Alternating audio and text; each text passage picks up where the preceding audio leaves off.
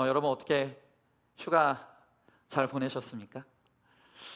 모르겠어요. 저도 벌써 여러분한테 아 주일 예배 참석하고 싶은데 믿지 않는 내 가족들이 또 휴가 가야 된다 그래서 목사님 부득이하게 예배를 참석을 못합니다 하는 분들이 몇 분 계셨어요. 지금 휴가 중인 분들도 계시고 또 휴가 다녀오신 분들도 계시고 아마 휴가 기간 동안 좋으셨겠죠. 네, 여러분, 우리가 영적으로 반드시 이 상황들을 늘 체크해야 되는 게 뭐냐면, 우리가 육이 평안해지면 반드시 영은 무너지는 부분이 있습니다. 그러니까 휴가가 우리의 육에는 참 좋을지 필요합니다. 하지만 우리가 휴가를 보내고 오면 예배가 더 잘 드려지지 않아요. 이상하게 더 피곤하고 힘들고 어려워요. 왜냐하면 육이 세워지는 만큼 영이 무너지기 때문이에요. 아마 오늘 여러분들 가운데서도 휴가를 보내고 오늘 이 주일 예배에 참석하셨는데 아마 말씀이 집중이 안 되고 굉장히 좀 예배 드리는 게 힘들고 피곤하게 느껴지시는 분들이 있어요. 물론 매번 피곤한 분들 빼고 휴가 갔다 오신 분들 중에 그런 분들이 있다는 거예요. 왜 그렇습니까? 지금 육이 편안해지니까 영이 무너져 있는 거예요.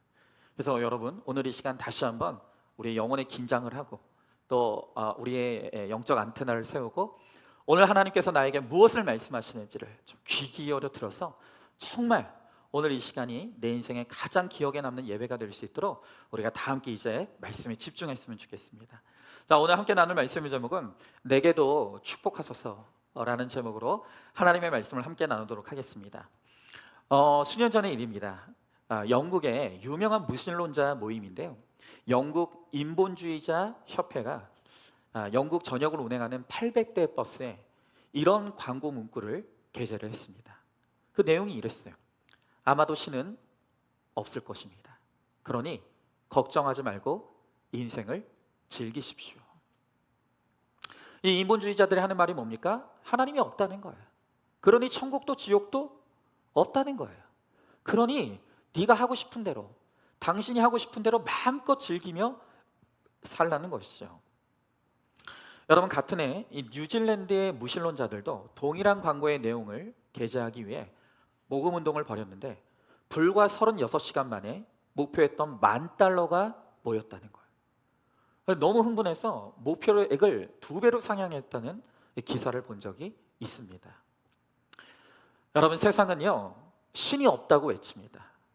그러면서도 한편으로 뭐라고 하냐면 내게 축복을 달라고 절규하는 거예요. 하나님은 없다고 하는데 하나님이 주시는 축복은 받고 싶은 것이죠.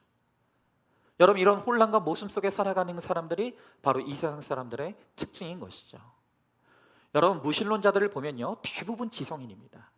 아까 이야기했던 영국의 인본주의자 협회의 수장격인 사람이 누구냐면 이 옥스퍼드 대학의 유명한 생물학자예요. 여러분, 그들은 그 똑똑한 지성을 가지고 하나님이 존재하지 않는다는 것을 증명하기 위해 애쓰는 것이죠. 그들은 자기 이성에 갇혀 있기 때문에 초이성의 영역에 존재하시는 하나님을 도무지 깨달을 수가 없는 것이죠. 여러분, 오늘 본문에 등장하는 에서처럼 똑똑한 사람들이 자기 이성이 전부인 줄 알고 자기 이성을 우상 삼아서 하나님을 부정하는 것입니다. 자, 그런데 오늘 본문을 보니까 내게 축복하소서라고 부르짖는 에서에게 하나님은 오히려 저주를 선언하시죠. 여러분, 우리가 어떻게 해야 진정한 축복을 받을 수 있겠습니까? 왜 에서는 축복의 주인공이 되지 못한 것입니까? 여러분, 오늘 우리가 이 본문을 통해서 그것을 함께 살펴보도록 하겠습니다. 자, 먼저 첫 번째로 우리가 축복을 받으려면 내가 누구인지를 분명하게 알아야 합니다. 자, 오늘 본문의 30절부터 32절의 말씀에 보니까 이삭이 야곱에게 축복하기를 마침에 야곱이 그의 아버지 이삭 앞에서 나가자 곧 그의 형 에서가 사냥하여 돌아온지라 그가 별미를 만들어 아버지에게로 가지고 가서 이르되 아버지여 일어나서 아들이 사냥한 고기를 잡수시고 마음껏 내게 축복하소서. 그의 아버지 이삭이 그에게 이르되 너는 누구냐? 그가 대답하되 나는 아버지의 아들 곧 아버지의 맏아들 에서로소이다 그랬습니다. 자, 여러분, 우리가 지난주에 이 야곱이 온갖 방법과 수단을 다 사용해서 아버지 이삭을 속이고 마침내 축복권을 빼앗아 오는 것을 보았죠. 야곱이 자기의 목적을 성취하고 떠났습니다. 그러자 곧바로 에서가 아버지의 축복을 받기 위해서 들어왔어요. 이삭이 깜짝 놀랐어요. 나는 분명히 방금 에서인 줄 알았던 사람에게 분명히 하나님의 이름으로 축복했는데 지금 나에게 들어와서 에서라고 하는 너는 누구냐는 거야. 너 누구냐? 여러분, 이삭이 놀라서 묻습니다. 내가 이미 장자의 축복을 다 베풀었다. 나는 분명히 그 사람이 에서인 줄 알았는데 너는 도대체 누구냐? 여러분, 하나님께서 오늘 동일하게 우리들에게 물으세요. 너는 누구냐? 여러분, 만약에 오늘 하나님께서 여러분들을 향해서 너는 누구냐? 라고 한다면 여러분들은 뭐라고 대답하시겠습니까? 여러분들은 하나님 앞에서 분명하게 내가 누구인지를, 나의 신앙의 정체성과 나의 믿음의 확신을 오늘 하나님 앞에 고백할 수 있겠습니까? 오늘 하나님께서 오늘 이 자리에 나온 여러분들에게 너는 누구냐? 라고 물을 때 내가 교회는 나오는데 신자인지 아닌지 확신하지 않은 분들이 있어요. 오늘 하나님께서 너는 누구냐라고 물을 때 내가 분명히 입으로는 하나님을 믿는다고 고백하는데 그런데 정말 내 신앙의 고백이 정말 진짜인지 아닌지 나조차도 분간이 되지 않는 분들이 있다는 거예요. 여러분, 오늘 주님이 물으십니다. 너는 누구냐? 오늘 이 하나님의 물음 앞에서 나의 신앙의 고백이 분명하지 아니하고 나의 신앙의 정체성이 분명하지 않으면 결코 하나님의 축복을 받을 수가 없다는 거예요. 여러분, 오늘 이삭이 너는 누구냐라고 물을 때 이 에서가 내가 바로 맏아들 에서입니다 라고 외치죠. 참 웃기는 거예요. 여러분, 그동안 이 에서는 장자권에 관심이 없었어요. 하나님을 멀리 떠나서 불신결혼도 마다하지 않으면서 자기 멋대로 살았어요. 그런데 이제 와서 내가 장자니 나에게 하나님의 축복권을 달라는 거예요. 하나님의 축복을 빌어 달라는 거예요. 여러분, 말로 내가 신자라고, 내가 말로 교회 다니고 내가 말로 예수 믿는다고 해서 그게 믿음입니까? 여러분, 천국의 장자권은 입으로 얻어지는 게 결코 아니라는 거예요. 이어지는 33절의 말씀에 보니까 이삭이 심히 크게 떨며 이르되 그러면 사냥한 고기를 내게 가져온 자가 누구냐? 내가 오기 전에 내가 다 먹고 그를 위하여 축복하였은즉 그가 반드시 복을 받을 것이니라 그랬습니다. 자, 오늘 말씀해 보니까 방금 전에 이삭이 축복한 게 에서가 아니라 야곱이었다는 것을 알고 오늘 말씀해 보니까 이삭이 크게 떨었다 그랬어요. 심히 크게 떨었다. 두려워했다는 것이죠.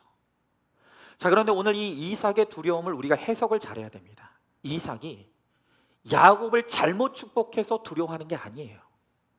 그 반대입니다. 칼빈은 오늘 이 본문을 해석하기를 뭐라고 해석하냐면 내가 하나님의 거룩한 뜻을 거스르고 다른 사람에게 축복할 뻔했구나 하는 안도의 두려움이었다는 거예요. 다시 말하면 이제야 이삭이 자기 죄를 깨달았어요. 지금 이 순간을 통해서 이삭이 비로소 깨달은 건 뭐냐면 내가 하나님의 뜻을 거스르고 에서를 축복하려고 했지만 결국 우리의 모든 것은 하나님의 순리대로 되어진다는 것을 이삭은 깨닫게 된 거예요. 여러분이 아무리 몸부림쳐 보십시오. 여러분은 하나님의 뜻을 벗어나지 못해요. 모든 것은 하나님의 순리대로 되게 되어 있어요.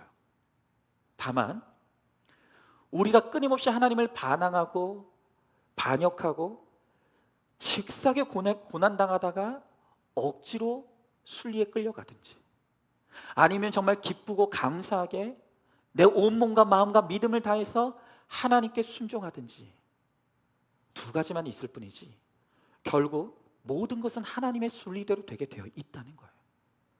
이삭이 드디어 그걸 깨달았어요. 그간 편애로 영적인 영안이 어두워졌던 이삭의 눈이 드디어 다시 뜨여지기 시작하는 거예요. 여러분, 이렇게 인생은 자기 죄를 깨닫지 못하면 두려움이 없는 거예요. 자기 죄를 알아야 하나님 앞에 두려움으로 순복하고 순종하게 되는 것이죠. 여러분, 그래서 오늘 이삭은 어떤 일이 있어도 야곱이 축복을 받게 될 것이라고 선언하고 있죠. 아직 이삭은 야곱이 영적인 장자이고 축복의 계승자라는 것을 감정적으로는 받아들이지 못하고 있어요. 그러나 이제 적어도 영적으로는 그렇구나, 나는 에서를 사랑해서 에서에게 장자의 축복을 주길 원했지만 결국 하나님의 뜻은 에서가 아니라 야곱에게 있구나 라는 것을 이제 영적으로 받아들이고 인정하는 것입니다. 그러니까 더 구체적으로 이야기하면 심히 크게 떨며 축복을 철회하지 않은 것은 오늘 에서를 향해 이런 메시지가 담겨 있는 거죠. 에서야, 결국 모든 것은 하나님의 뜻대로 되는 것이란다. 너는 네 동생을 섬기게 될 것이야.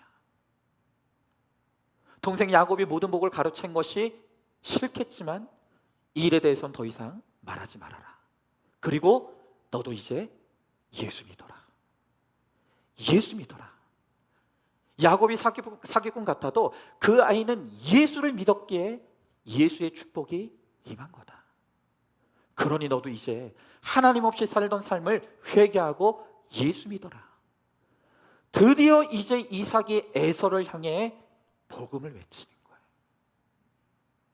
여러분도 결단하셔야 됩니다. 오늘 여러분들 가운데 예수 믿지 않고 예수와 상관없이 살아도 잘 먹고 잘 사는 부모, 형제, 자녀들을 두신 분들이 있지 않습니까? 여러분 바로 그들에게, 예수 없이도 잘 살고 있는 그들에게 예수 믿어야 된다고, 죄를 회개하고 돌아오라고 여러분 우리가 담대하게 외칠 수 있어야 되는 거예요. 여러분 물론 우리가 인내하며 기다리며 때와 타이밍을 구해야 될 때도 있습니다. 하지만 우리가 때가 되었을 때 입술을 벌려서 담대하게 외쳐야 되는 순간이 있다는 거예요. 죽으면 죽으리라는 심정으로 그들이 듣든 안 듣든 좋아하든 좋아하지 않든 예수 믿으라고, 예수님께 돌아오라고 오늘 외쳐야 되는 거죠. 여러분 그러나 오늘 이렇게 이삭의 복음을 듣고 있는 에서는 그 복음에 귀를 기울이지 않아요. 그리고 왜 나는 축복받을 수 없느냐고, 왜 나는 하나님의 축복을 받을 수 없느냐고 끊임없이 원망하고 불평하는 거예요.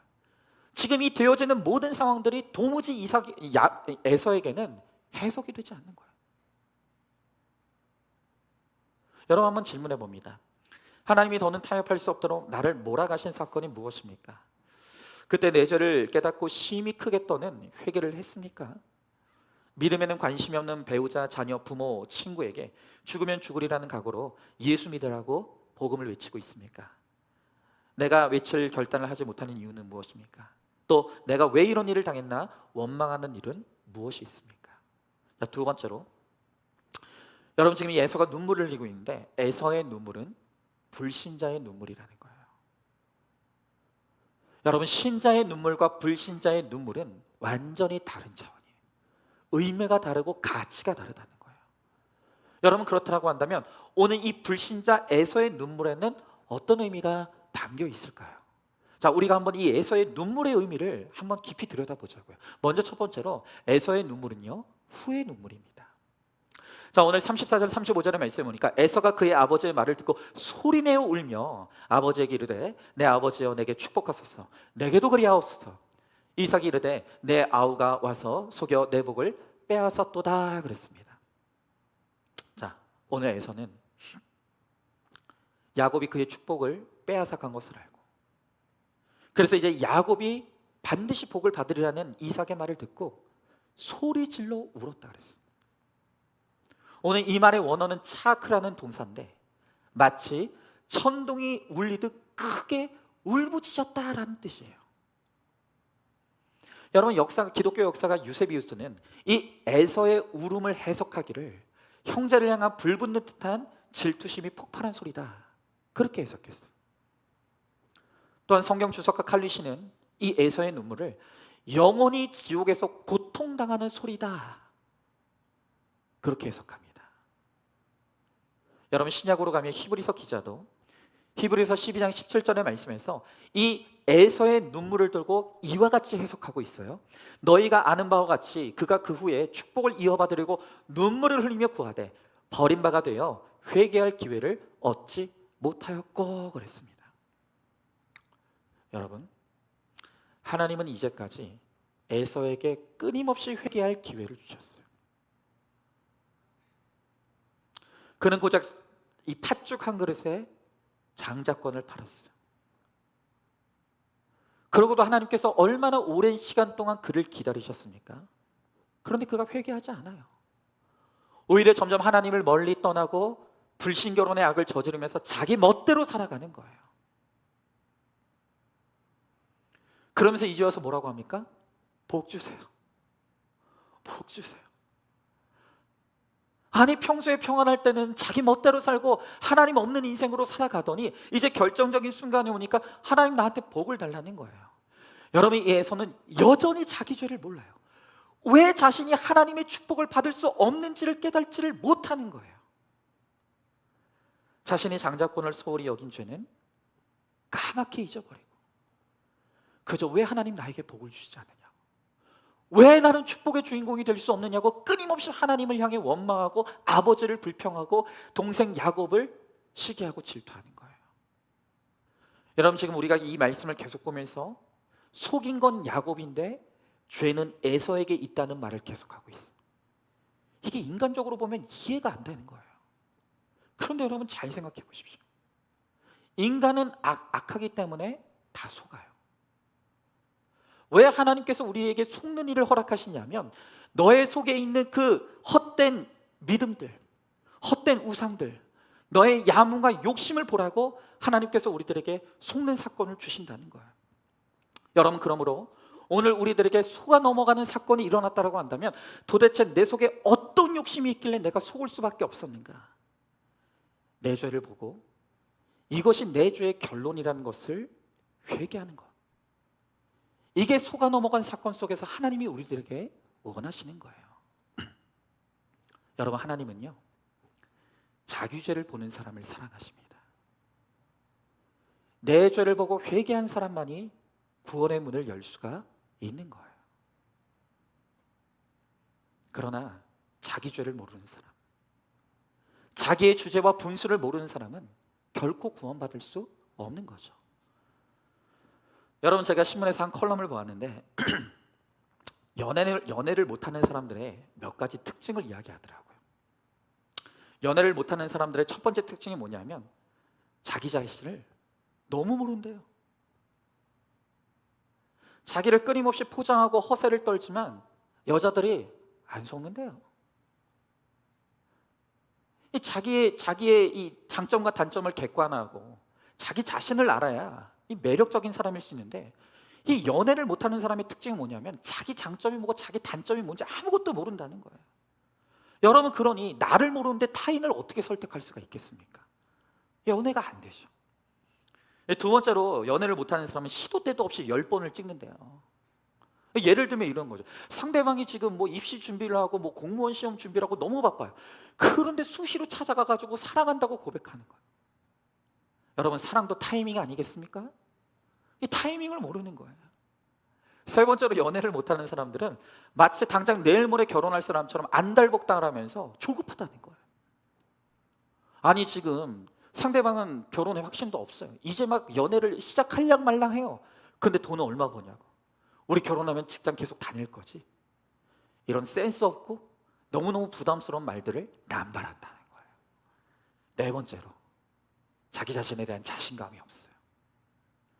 여러분, 우리 여성들은 믿고 따라갈 수 있는 리더십이 있는 남자를 원하지 않습니까? 이 인기 없는 사람들은 자기 자신에 대한 확신이 없고 자신감이 없다는 거예요. 그러니 어떻게 뭐 인기가 있겠습니까?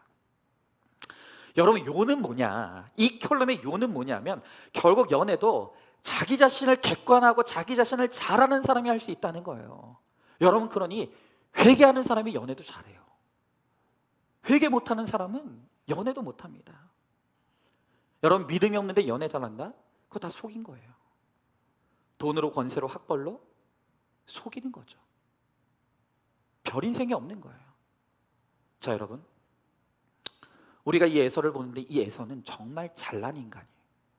똑똑해요, 사냥도 잘해요, 잘생겼어요, 남자다워요, 게다가 효자예요. 그런데 여러분, 자기 죄를 못 봐요. 내가 뭐가 문제인지, 왜 하나님께서 저렇게 찌질하고 속이기만 하면 야곱에게는 축복을 주시는데 왜 이렇게 뭐 하나 빠지는 거 없이 너무나 잘난 자신에게는 왜 하나님께서 축복하실 수 없는지 자기를 모르는 거예요. 여러분, 그렇기 때문에 이 이삭은 야곱이 반드시 복을 받으리라고 하는 이삭의 영적 언어를 전혀 이해를 못하는 거예요. 해석이 안 되는 거예요.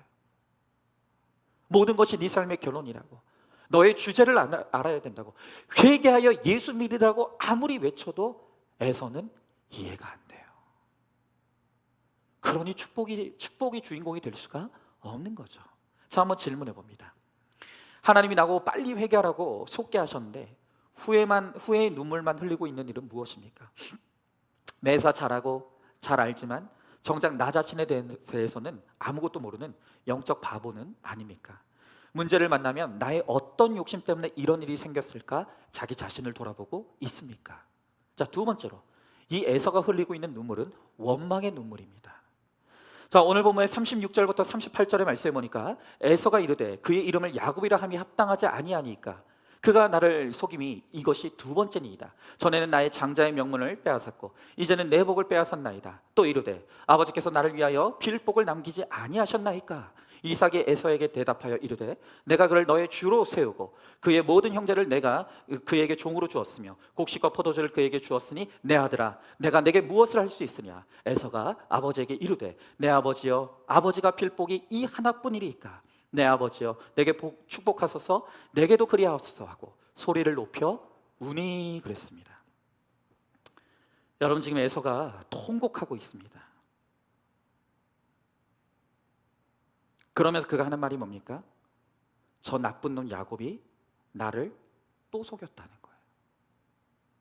전에는 장자의 명분을 빼앗았고 이제는 내 복을 속여서 빼앗았다는 것이죠. 여러분, 계속 말씀드리지만 에서는 이제까지 장자권을, 하나님의 축복을 아무것도 아닌 것으로 여겼어요. 하찮게 여겼어요. 그러니 고작 팥죽 한 그릇에 이 어마어마한 장자권을 팔아넘기죠. 그리고 이제 와서는 내 복은 없느냐고, 왜 나에게 축복하지 않느냐고 악을 쓰는 거예요. 여러분, 그렇기 때문에 이삭은 계속해서 이건 네 죄의 결론이야. 네 죄를 회개하고 하나님께로 돌이켜야 돼. 아무리 설명을 해주지만 여전히 에서의 초점은 뭐냐면 나를 속인 나쁜 놈 야곱에게 있는 거예요. 너 때문이라는 거예요. 여러분, 야곱이 벌인 일은 인간적으로는 사기죠. 야곱도 잘한 건 없어요. 여러분, 그러나 엄밀히 따져보면 아무리 야곱이 강계를 부리고 사기를 쳤다고 해도 내가 이 축복권을, 이 장자권을 소중하게 여겼다면, 내가 야곱에게 그것을 팔지 않았다면 이런 일은 일어나지 않았을 거예요. 애시당초 이런 일은 일어나지 않았다고요. 여러분, 장자권을 우습게 여겨서 죽 한 그릇에 판 것은 에서였어요. 그의 선택이에요. 그가 그렇게 결정했어요. 그런데 이제 와서 그는 억울하다고 방송되고 가고 있는 거죠.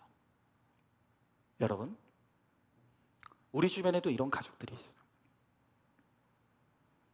아무리 예수 믿어라, 제발 교회 다녀라, 큐티해라, 아무리 권해도 내가 평안할 때는 귓등으로도 듣지 않아요. 무슨 예수냐, 뭐 교회 다닌다고 내가 뭐 밥 먹여주냐. 그런데 막상 내 인생에 고난이 찾아오고 어려움이 찾아오면 언제부터 예수님을 찾았다고, 언제부터 예수님을 믿었다고, 어떻게 예수님이 나한테 그렇게 하실 수가 있냐고, 어떻게 나한테 그러실 수가 있느냐고 끊임없이 하나님을 탓하고 남 탓하고 남편 탓하고 아내 탓하는 거예요. 여러분, 우리는 뭐가 중요한지 몰라요. 그래서 고작 팥죽 한 그릇에 우리의 장자의 명분, 우리의 신앙, 우리의 예배를 너무 쉽게 팔아요. 자, 여러분, 오늘 여러분들은 에서의 모습 속에 내가 있다는 것을 인정하십니까? 여러분, 지금 이 어리석고 끊임없이 내 죄는 보지 못하고 남 탓만 일삼고 있는 이 에서의 모습 속에 내가 있다는 것을 인정하고 계십니까? 여러분, 한번 예를 들어볼게요. 한번 잘 생각해 보세요.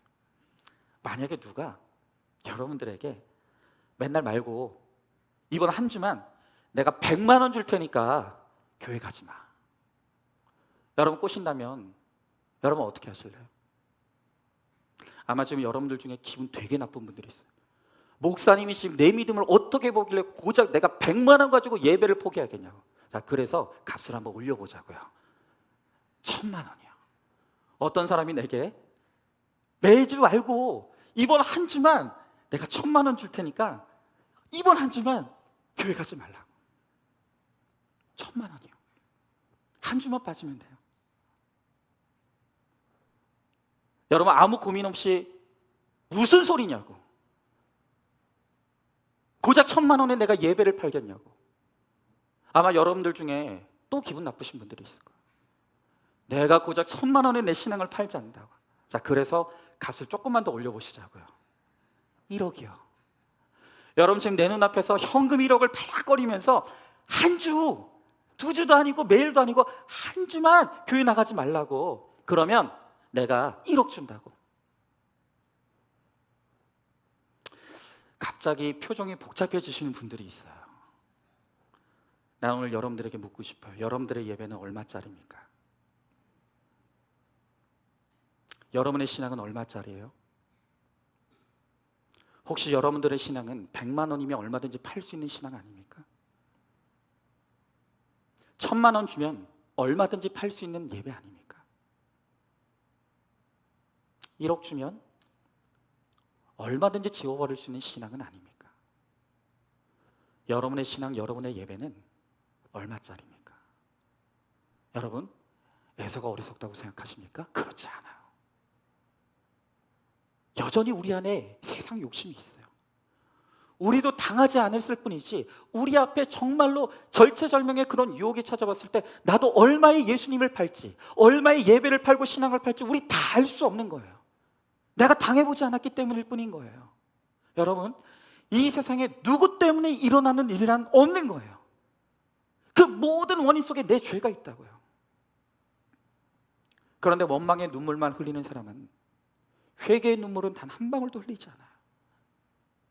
그러면서 너 때문에 이렇게 됐다고, 내가 이런 상황만 만나지 않았다면 내가 이런 꼴을 당하지 않았을 것이라고 원통함과 원망의 눈물만 흘리는 거예요. 여러분, 오늘 예서가 내게 빌복은 남기지 않았습니까? 통곡합니다. 그때 이삭이 뭐라고 합니까? 오늘 이삭이 이렇게 말하죠. 내가 그를 너의 주로 세우고 그의 모든 형제를 내가 그에게 종으로 주었으니 내가 무엇을 할 수 있으냐? 무슨 말입니까? 어떤 방법으로도 너는 하나님의 사람 야곱을 이길 수 없다는 거예요. 네가 하나님을 믿지 않는 이상, 네가 회개하지 않는 이상 결코 너에게 돌아갈 축복은 없다는 거예요.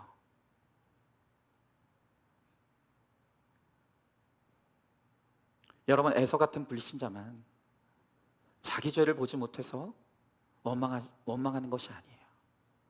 여러분, 우리가 신자라도, 우리가 같은 예수를 믿는다 하더라도 말씀 속에서 자기 죄를 보지 못하면 우리는 평생 후회하고 원망하고 불평하는 눈물만 흘리다고 인생이 끝날 수도 있어요. 여러분, 오늘 여러분들 가운데 내가 분명히 신앙생활 열심히 했는데, 나는 나름대로 신앙생활을 열심히 한다고 했는데 내 인생에 부도가 찾아왔습니까? 기가 막힌 바람의 사건이 찾아왔습니까? 이혼이 찾아왔습니까? 불합격하는 실패가 찾아왔습니까? 질병이 찾아왔습니까? 여러분, 그 속에서 하나님께서 나에게 하시는 말씀에 귀를 기울이셔야 되는 거예요. 너는 누구냐? 너 자신을 봐라. 그동안 너의 예배는 잘못되어 있었다. 너는 여전히 이기적이다. 네가 열심히 헌신하고 봉사했지만 그것은 하나님의 은혜로 말미암은 것이 아니라 너의 기복을 위한 것이었다. 여러분, 오늘도 내 속 깊은 곳에 나도 몰랐던 내 죄를 일깨우시는 하나님의 음성을 들으셔야 되는 거예요. 그 하나님의 일깨우시는 음성이 들리는 자가 바로 택자인 것입니다. 그런데 우리는 어떻습니까? 끊임없이 원망하고 남탓만 하는 거예요. 그 사람이 그때 그 사람이 그때 소개만 해주지 않았다면, 그래서 내가 그 남편 그 아내를 만나지 않았더라면 내가 이 꼴이 되지 않았을 텐데 끊임없이 남탓을 하는 거예요. 여러분, 이삭이나 에서나 연약해요. 하지만 아버지 이삭은 영안이 흐려졌었지만 다시 돌이켜 회개의 자리로 왔어요. 그러나 에서는 끝까지 말씀을 듣지 않아요. 자기 죄를 인정하지 않아요. 지금 이 문제 속에 있는 자기 죄를 깨달지를 못하는 거예요. 여러분, 어느 길로 가시겠습니까? 회개의 길로 가시겠습니까? 원망의 길로 가시겠습니까? 오늘 두 길이 여러분들 앞에 있다는 거예요. 자, 한번 질문해 봅니다. 나는 무엇을 잃어버렸습니까? 건강을 잃어버렸습니까? 재산을 잃어버렸습니까?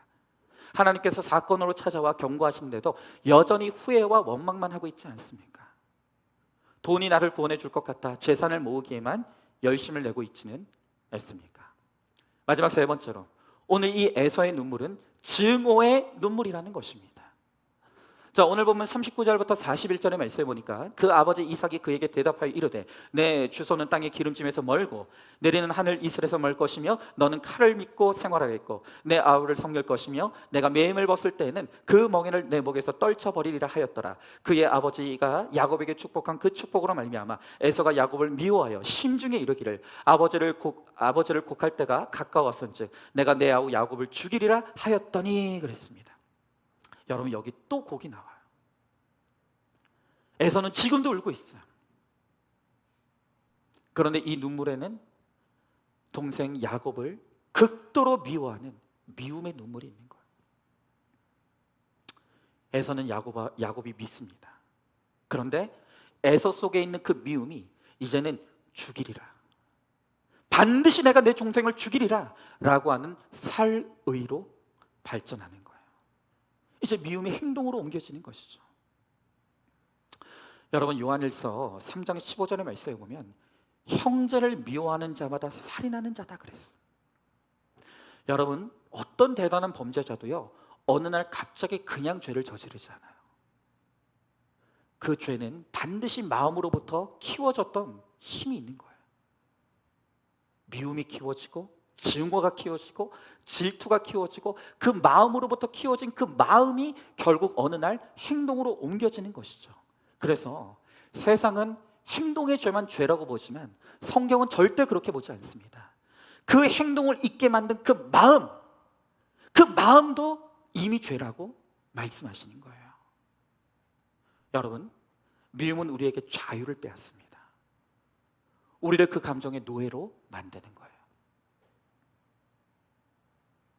미움과 분노가 나를 삼키려고 할 때 예수 그리스도의 십자가를 붙들고 내가 용서할 수 있는 마음, 화해할 수 있는 마음을 구하는 것만이 우리가 악한 감정, 상한 감정의 노예가 되지 않는 자유함을 얻는 길이라는 거예요. 여러분, 그러나 지금 에서는요, 분노에 삼켜져서 아무것도 들려지지 않아요. 오직 지금 이 에서의 초점은 나를 속인 이 야곱, 이 나쁜 놈을 내가 죽이겠다, 내가 복수하겠다, 여기에 모든 생각과 감정의 초점이 맞춰져 있는 거예요. 여러분, 지금 이 에서는 자기 감정에 빠져서 지옥을 살고 있는 거예요. 여러분, 얼마나 안타깝습니까? 여러분, 우리 인생이 얼마나 소중합니까? 우리 인생의 기회는 두 번도 있지 않아요. 한 번이에요. 너무 소중한 인생이에요. 그런데 또 너무 짧은 인생이에요. 그런데 그 너무나 짧고 소중한 그 인생을 미워하는 데 소비한다고요? 증오하는 데 소비한다고요? 여러분, 우리 인생은 정말로 사랑만 하기에도 너무 아까워요. 사랑만 하고 살기에도 너무나 아까운 인생이에요. 그런데 그 아까운 우리의 인생을 누군가를 죽도록 미워하고 증오하고 싫어하고 복수하는 마음으로 품고 살다가 우리 인생을 끝낸다. 여러분, 너무 불행하지 않습니까? 너무 불쌍하지 않습니까? 그런데 에서가 그런 인생을 살았다고요. 에서는 비교와 시기 질투를 버리지 못했어요. 그래서 스스로의 감정에 갇혀서 지옥을 살다가 살아서도 지옥을 살고 죽어서도 영원한 지옥에 떨어지는 것이죠. 여러분, 우리는 절대 이런 인생이 되면 안 됩니다. 우리가 반드시 하나님의 십자가의 은혜, 예수 그리스도의 십자가의 은혜 앞으로 나아가야 돼요. 그리고 이런 악한 감정의 노예가 되지 아니하고 정말로 자유한 인생이 될 수 있도록 은혜의 자리로 나아가야 돼요. 여러분, 자칭 질투의 화신이라고 하는 한 집사님의 나눔이 되게 공감이 돼서 한번 들어보세요. 저의 가장 큰 죄는 시기와 질투, 경쟁심이 심하다는 것입니다. 저보다 돈 잘 벌고 잘생긴 사람은 곱게 보지 않고 꼭 트집을 잡습니다. 예전엔 나는 못하는 게 없다고 스스로 생각했는데 요즘엔 잘난 사람들을 보면 왜 이리 질투심이 나는지 모르겠습니다. 교회에서도 잘생긴 사람을 보면 시기 질투가 불타오릅니다. 심지어 제가 대표 기도를 하게 되면 다른 사람이 했던 대표 기도의 조회수와 저의 조회수를 비교하고 있습니다. 제 인생을 한마디로 표현하자면 질투는 나의 힘입니다. 여러분 어떤 힘으로 살아가십니까? 여러분은 어떤 힘이 내 마음을 사로잡고 있습니까? 어떤 힘으로 내 일을 갈며 오늘도 내가 눈을 감지 못하겠다고 말하고 있습니까? 혹시 오늘 이 에서처럼 시기하고 질투하고 미워하고 반드시 복수하겠다는 이 너무나 악하고 상한 감정에 사로잡혀서 그렇게 살아가고 있지는 않느냐는 거예요. 여러분, 어떻게 이런 상한 마음 속에 하나님의 은혜가 임하겠습니까? 어떻게 이렇게 살인하는 마음 속에 하나님의 축복이 임할 수가 있겠습니까? 여러분, 이 마음을 하나님 앞에 드리고 회개하지 않으면, 오늘 하나님 앞에 내 이 상한 마음을 드리며 하나님의 마음을 주시기를 간구하지 않으면 여러분 결코 이 상하고 깨어진 우리의 마음 가운데 하나님의 은혜는 임할 수 없다는 거예요. 여러분, 특별히 우리가 정말 하나님의 축복을 받으려면 하나님의 자녀가 되어야 합니다. 무엇보다 부모인 우리가 믿음으로 회개하며, 우리가 그렇게 원망과 불평의 눈물이 아닌 회개의 눈물, 정말 애통함의 눈물, 구원을 위한 영혼 구원의 눈물을 흘리는 모습을 보여줄 때 바로 우리의 자녀들이 우리의 믿음을 보고 축복의 자녀가 될 수가 있는 것입니다. 오늘 마지막으로 시험을 망친 이 아들을 통해 문제엄마인 자신의 모습을 보게 되었다고 한 집사님의 나눔을 우리 함께 들어보고 마쳐보도록 하겠습니다. 한번 들어보세요. 목장 예배 중에 아들에게 시험 점수가 나왔다고 연락이 왔습니다. 점수가 96점, 96점, 100점. 그런데 86점이 있었습니다. 아들은 울음을 터뜨렸고 저도 기분이 가라앉아 목장 예배에 집중할 수가 없었어요. 저는 왜 기분이 나쁜지 모르겠어요. 우리 아들이 이런 점수를 받아본 적이 없어가지고, 아니 86점이면 잘한 거 아닙니까? 뭐 어쨌든 그런가 봐요. 그 다음 말이 더 죄송해요. 재수가 없어요. 지금까지 제 아들은 86점이라는 점수를 받아본 적이 없습니다. 저는 제 아들이 86점을 받아본 걸 본 적이 없는데 이 집은 86점이 되게 낮은 점수예요. 제게 늘 별미의 기쁨을 주었던 아들입니다. 제가 목장에서 아들 이야기를 하며 속상해하자 목자님은 저를 위해 울면서 기도해 주셨습니다. 그리고 집사님은 성적에 우상이 있는 것 같습니다 하시며 저도 몰랐던 죄를 보게 해주셨습니다. 제가 집에 돌아오자마자 아들이 바닥에 쳐 누워 난리를 피우기 시작했습니다. 그런 아들을 보고 있자니 지난 제 모습이 주마등처럼 지나가더군요. 아들을 칭찬하기보다 야단치기만 바쁘고, 아들이 문제를 틀리면 너 바보 아니야 라고 하면서 소리를 고래고래 지르고, 제가 이렇게 문제 부모였습니다. 아들이 우상인 줄 알았는데 이제 알고 보니 아들이 받아오는 점수가 저의 우상이었습니다. 그래서 아들을 안고 미안하다고 사과하며 엉엉 울었습니다. 서로 마음을 진정시킨 뒤 함께 큐티책을 폈습니다. 그날 본문은 느헤미야 4장의 말씀. 대적들이 나서서 성전 재건을 방해하지만 이스라엘 백성이 굴하지 않고 한 손으로는 일을 하고 한 손에는 병기를 잡았다는 내용이었습니다. 함께 큐티를 묵상하며 아들이 자기 죄를 보고 이렇게 고백했습니다. 아들의 고백이에요. 아침마다 큐티하지만 늘 대충하고 어떤 날은 빼먹었어요. 오늘 말씀을 잘 묵상하고 갔더라면 시험 점수에 충격을 덜 받았을 텐데, 친구들이 다 모여서 늘 만점 받던 애가 어떻게 86점을 받았느냐면서 쯧쯧거리니까 갑자기 눈물이 터지더라고요. 그런데 이스라엘 백성이 대적으로부터 방해받지 않기 위해 한 손으로는 일을 하고 한 손으로는 병기를 들었다는 말씀을 보면서 정말 성전 짓는 일이 쉽지 않다는 것이 깨달아졌어요. 내게 여전한 방식으로 학교 생활을 하며 공부하는 게 성전을 짓는 일이라면 내가 다른 한 손에 들어야 하는 병기는 말씀 같아요. 내가 그날 말씀으로 준비되었다면 친구들 말에 흔들리지 않았을 텐데 말씀을 안 보고 가서 눈물밖에 나오지 않았어요. 이제 아침에 엄마가 깨우면 일찍 일어나서 큐티부터 하고 등교할게요. 정말 감사합니다. 그리고 마지막으로 엄마가 이렇게 고백합니다. 성적 욕심이 있다는 목자님의 말씀이 저를 살렸고, 육이 무너져야 영이 세워진다는 목사님의 말씀이 조금 이해가 되었습니다. 86점으로 육이 조금만 무너져서 영적으로 조금만 이해가 되나 봅니다. 그동안 교양에 가려져 보지 못했던 내 죄를 깨닫게 해주신 하나님께 감사합니다. 여러분, 이렇게 믿음의 어머니가 먼저 사건 속에서 나의 악과 죄를 보고 나의 점수 우상을 회개하며 회개의 자리로 나갈 때 바로 자녀들도 그 어머니의 회개의 고백을 따라 회개의 자리로 나오는 거죠. 여러분, 우리는요 그냥 자나깨나 앉아나 서냐 그냥 복 달라는 것밖에 없어요. 내게 축복을 달라는 거예요. 여러분, 그러나 오늘 끊임없이 하나님을 향해서 내게 복을 달라고, 내게도 축복하라고 끊임없이 하나님을 향해 외치는 우리들에게 주님은 되물으십니다. 너는 누구냐? 너는 누구냐? 나에게 축복해달라고 하는 너는 누구냐? 너는 정말 나를 믿느냐? 너는 정말 회개하고 있느냐? 너는 입으로만 하나님을 믿는 사람이냐? 아니면 정말 중심으로 믿음으로 나를 믿고 있느냐?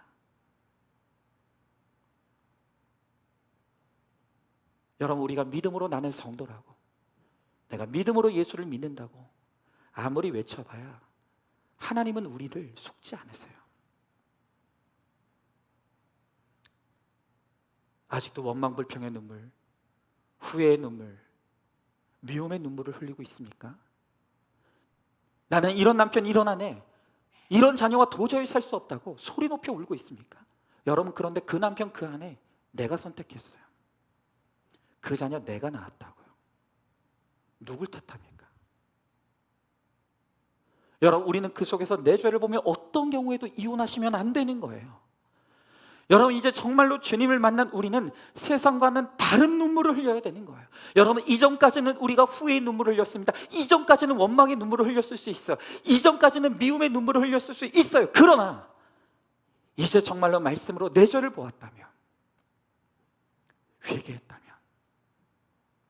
정말 구원받았다면 이제는 내 죄 때문에 흘리는 눈물을 흘려야 되는 거예요. 이렇게 회개했는데도 도무지 변하지 않는 나의 완악함 때문에 애통해야 하는 거예요. 그리고 나의 구원을 위해 오늘도 수고하는 우리의 가족들의 구원을 위해 애통의 눈물을 흘려야 되는 거예요. 여러분, 오늘 이 시간 주님이 우리들에게 물으십니다. 너는 누구냐? 너는 누구냐? 오늘 이 물음 앞에 우리가 회개의 자리에서, 또 예수 그리스도의 십자가의 자리에서 내가 죄인임을, 그러나 나 같은 죄인을 예수님께서 구원해 주셨음을, 그리고 이제 내 인생의 목적은 행복이 아니라 거룩임을 분명하게 외치고 고백하여서 우리의 분명한 신앙의 고백 위에 하나님이 부으시는 구원의 은혜, 위로부터 오는 신령한 은혜와 복이 우리 가운데 임하는 저와 여러분 우리 모두가 될 수 있기를 주님의 이름으로 축복합니다. 오늘 이 시간 우리 말씀을 기억하면서 함께 찬양하고 기도했으면 좋겠습니다. 여러분, 오늘 여러분들 가운데 슬픈 마음으로 오신 분들이 있습니까? 통곡하며 울다가 오늘 이 자리에 오신 분들이 있습니까? 오늘 우리 주님 묻습니다. 어찌하여 울고 있느냐? 어찌하여 슬퍼하느냐? 여러분, 우리의 슬픔은 무엇으로부터 온 슬픔입니까? 우리의 눈물은 어찌하여 흘리는 눈물입니까? 여전히 후회의 눈물을 흘리고 있지 않습니까? 너 때문이야의 원망의 눈물을 흘리고 있지 않습니까? 누군가를 죽도록 미워하고 증오하는 복수의 칼을 내려놓지 못해서 흘리는 눈물을 흘리고 있지 않습니까? 여러분, 그래서는 하나님의 은혜가 임하지 않아요. 그런 우리의 심령 위에 하나님의 은혜는 임할 수가 없습니다. 오늘 주님께서 우리를 끊임없이 부르고 계십니다. 내 자를 회개하는 회개의 자리로 나오라. 십자가에 예수님이 베푸시는 은혜의 자리로 나오라고, 구원을 받으라고. 오늘 이 시간 우리의 모든 고난의 속에 바로 나의 죄가 있음을 우리가 진실로 회개하고 오늘 예수 그리스도 앞으로 나와 주님이 내미시는 그 용서의 은혜, 사죄함의 은혜를 받고 우리가 구원의 자녀가 될 때 반드시 주님께서 나를 회복시켜 주시고 우리의 가정을 회복시켜 주시고 반드시 우리를 통해 주의 아름다운 구원의 역사를 이루어 주실 줄로 믿습니다. 오늘 이 시간 이 찬양 우리 같이 찬양하면서 우리의 신앙의 고백을 주님 앞에 올려드리겠습니다. 슬픈 마음이 있는 자, 슬픈 마음이 있는 자, 뭔가 영혼 병든 자, 누구든지 부르시오. 예수 이름 부르시오. 그 이름을 믿는 자, 그 이름을 부르는 자, 그가 어떤 사람이든 그는 구원 얻으리. 우리 2절 찬양합니다. 은과 금은 내게 없지만, 은과 금 내게 없으나 나 가진 건 너에게 주니. 능력의 이름 예수라. 그 이름을 붙드시오. 그 이름을 믿는 자, 그 이름을 믿는 자, 그 이름을 외치는 자, 그가 어떤 사람이든 그는 주의 영광 보리라. 아멘. 예수, 예수, 예수. 오 능력의 그 이름 예수, 나 외쳐 부르네. 예수, 예수. 오 구원의 그 이름 예수, 나 외쳐 부르네. 예수 그리스도. 우리 한 번 더 찬양합니다. 슬픈 마음 있는 자, 슬픈 마음이 있는 자, 몸과 영혼 병든 자, 누구든지 부르시오. 예수 이름 부르시오. 그 이름을 믿는 자, 그 이름을 부르는 자, 그가 어떤 사람이든 그는 구원 얻으리. 은과 금은 내게 없지만, 은과 금 내게 없으나 나 가진 건 너에게 주니. 능력의 이름 예수라. 그 이름을 붙드시오. 그 이름을 믿는 자, 그 이름을 외치는 자, 그가 어떤 사람이든 그는 주의 영광 보리라. 아멘. 예수, 예수, 예수. 오 능력의 그 이름 예수, 나 외쳐 부르네. 예수, 예수. 오 구원의 그 이름 예수, 나 외쳐 부르네. 예수 그리스도. 다시 한번 예수, 예수, 예수, 예수. 오 능력의 그 이름 예수, 나 외쳐 부르네. 예수, 예수. 오 구원의 그 이름 예수, 나 외쳐 부르네. 예수 그리스도. 아멘. 여러분, 지금에서는 끊임없이 후회의 눈물만 흘리고 있습니다. 원망의 눈물만 흘립니다. 미움의 눈물만 흘립니다. 도대체 이 문제가 왜 일어났는지는 관심이 없는 채로 끊임없이 남 탓하며 원망불평하고 있습니다. 그러기에 에서는 끝까지 축복을 받지 못하고 결국엔 지옥에 갈 수밖에 없었다고 하십니다. 오늘 주님께서 우리들에게 말씀하십니다. 너는 누구냐? 나에게 축복을 달라고 외치고 있는 너는 누구냐? 오늘 이 시간 주님이 우리를 회개의 자리로 부르십니다. 오늘 우리를 구원의 자리로 부르십니다. 내게로 돌아오라고 주님 부르십니다. 우리가 내 죄를 회개하며 예수께로 돌아가 주의 구원의 손길을 붙잡을 때 반드시 우리의 주님께서 우리에게 은혜를 베푸시고 우리를 구원하여 주시고 우리를 영육간에 반드시 회복시켜 주시고 하늘의 신령한 은혜와 축복을 허락하시겠다고 분명하게 약속하십니다. 오늘 이 시간 주님, 오늘 이 시간 내가 회개의 자리로 갑니다. 내가 십자가의 구원의 자리로 갑니다. 주님, 나를 받아 주시옵시고 오늘 이 시간 나를 안아 주시옵시고 오늘 이 시간 이제는 나의 원망의 눈물이 변하여 회개의 눈물이 되게 하여 주시옵시고 구원을 위한 애통함의 눈물로 변할 수 있도록, 그래서 정말 주님이 주시는 신령한 은혜와 복을 누릴 수 있도록 주님 우리 가운데 함께 해달라고 오늘 이 시간 말씀을 기억하며 우리 함께 기도하며 나가도록 하겠습니다. 기도하겠습니다. 사랑과 은혜가 충만하신 하나님 아버지, 주님에게 한 사랑과 은혜를 감사드립니다. 주여, 나의 하나님 아버지, 그렇습니다. 오늘 주님께서 우리를 부르십니다. 우리를 끊임없이 부르시며 우리에게 물으십니다. 너는 누구냐? 너는 누구냐? 너는 누구냐? 주님 우리들에게 물으십니다. 주님 아버지, 그렇습니다. 내가 하나님을 입으로는 믿는다고 했지만 여전히 하나님과 세상 사이에서 갈팡질팡하고 있습니다. 여전히 내가 입으로는 예수를 믿는다고 했지만 정말로 나에게 믿음이 있는지 나도 찾아 알지 못합니다. 아버지, 그래서 하나님 아버지, 주님 앞에 우리가 올려드릴 신앙의 고백이 없습니다. 주여, 나의 하나님 아버지, 이제는 정말로 우리가 주님이 부르시는 회개의 자리로 나오게 하여 주시옵소서. 이제는 정말로 구원의 자리로 나오게 하여 주시옵소서.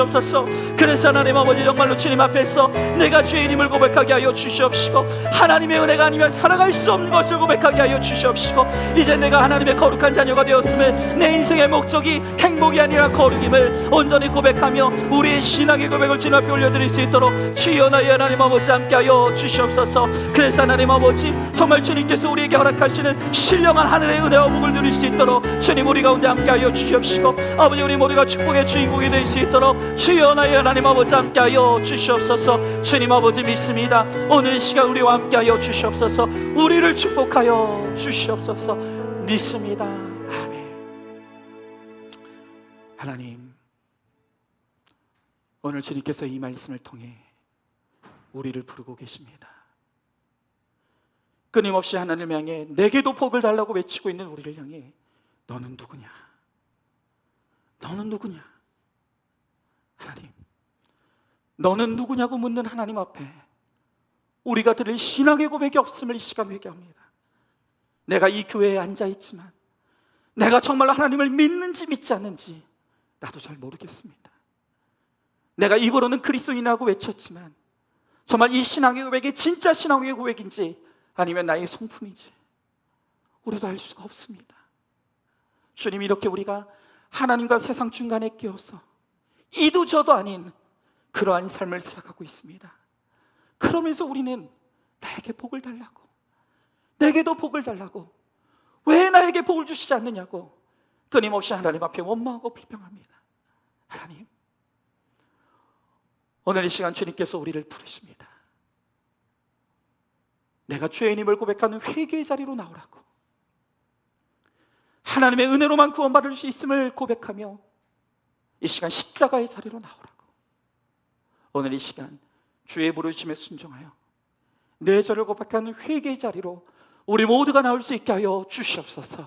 그리고 이제는 정말로 예수 그리스도의 십자가를 바라보며 오직 그분이 베푸신 그 은혜, 그 구원의 은혜를 붙드는 우리 모두가 되게 하여 주시옵소서.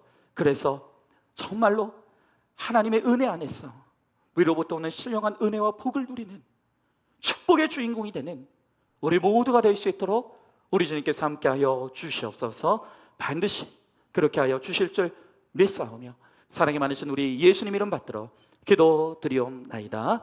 아멘. 이제는 우리 주 예수 그리스도의 은혜와 하나님의 사랑과 성령의 교통하심이